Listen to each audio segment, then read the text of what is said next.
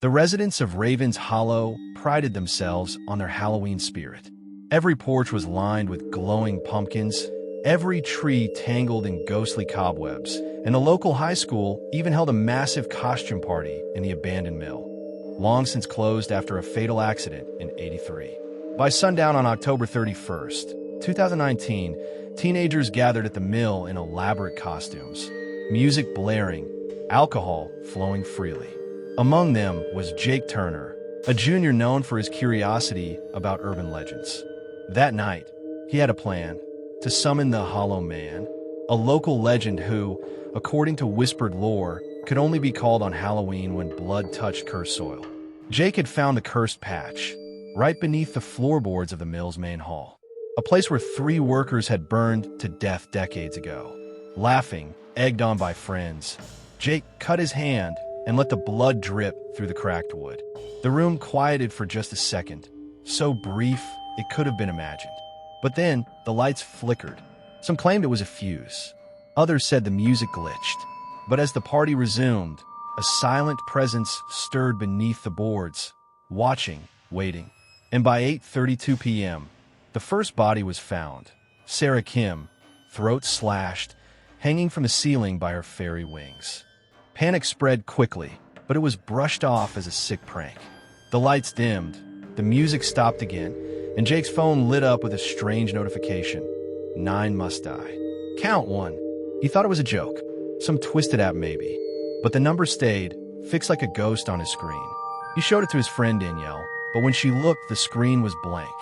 No message, no app, just Jake, pale and shaken. In the bathroom upstairs, 2 classmates, Mike and Lacey, tried to get some privacy. As Mike adjusted his skull mask in the mirror, the reflection blinked twice. He laughed it off, blaming the drinks. But when he turned, Lacey was gone. Gone. The stall door creaked, slowly opened behind him.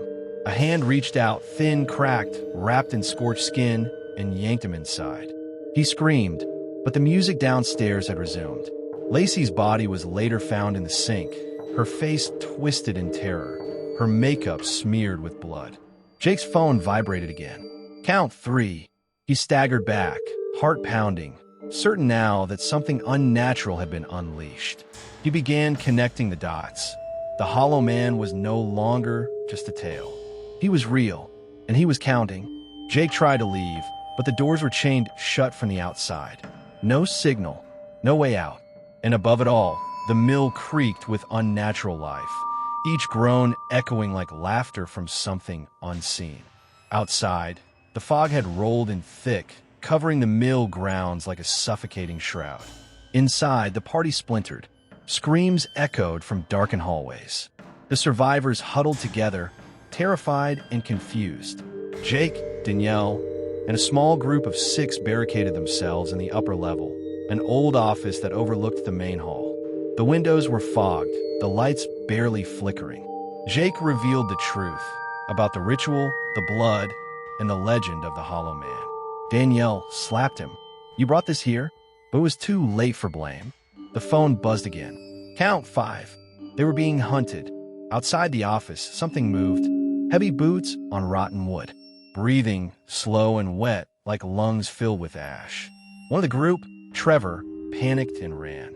As the others screamed for him to stay, he vanished into the misty hallway. They heard the axe first, a heavy thunk, followed by a gurgled scream. Then silence. The doorknob turned. Not fast, just tested, like something unsure if it wanted in yet. Jake scanned the room. A dusty fire axe hung above the desk, probably ornamental, but real enough. He handed it to Danielle. "If it comes in," but neither of them knew what it really was. A man? A ghost? Or something older? When they blinked, the count updated. The survivors began hearing voices. Not from outside, but from within. Danielle heard her dead mother calling. Jake swore someone whispered his name right behind his ear, though no one was there. The mill was warping, twisting into something alive. Rooms didn't lead where they should. Stairs ended in walls. And time? Time had stopped matching. Danielle found an old newspaper under a broken desk. It was from 1983. The front page headline, 6 killed in mill fire. Suspected arsonist found hanging in basement. The man's name? Elias Crane, known for wearing a burnt mask every Halloween, until he died, claiming he'd return when 9 souls paid for the fire that consumed him. They weren't being killed randomly. They were part of his revenge. His final game. Downstairs, Danielle spotted movement. The Hollow Man, no longer just a figure in shadow. His skin blackened, mask melted to his face, a blade dragging behind him like a dead limb. The survivors made a run for it. One by one, they fell. Count 7. Count 8. Jake and Danielle were the last. They reached the basement, the spot where it all began. There, among ash and bone, stood the final tally scrawled in blood on the wall. 9. A choice had to be made. Only one could leave. Jake looked at Danielle. "I started it," he whispered. "It ends with me." She screamed as he plunged the fire axe into his chest. Danielle awoke outside the mill, lying on the dewy grass beneath the rising sun. The fog was gone. So was the building, burned to ash, just like the night in 1983. Police and ambulances arrived, but she said nothing. No one would believe the truth. No one ever did. 9 bodies were pulled from the wreckage, Jake among them. The official report blamed faulty wiring and teen recklessness. Another Halloween tragedy. But Danielle knew better. Back home, she tried to return to life. But something followed. Her phone vibrated one night. No number, no name. Just a message. Next Halloween. Count resets. She dropped the phone, looked in the mirror, and for just a moment, just one blink, Jake stood behind her, smiling. Burned. The Hollow Man wasn't bound to the mill. He was bound to the story. And stories never truly end.